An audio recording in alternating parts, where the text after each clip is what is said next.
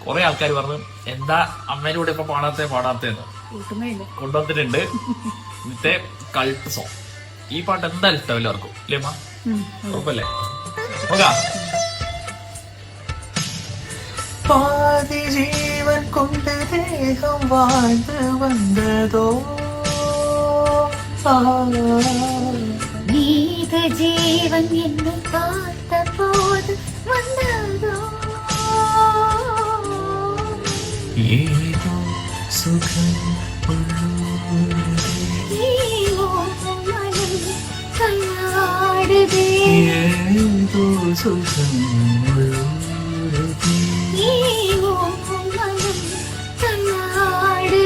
விரல்களை தொடவா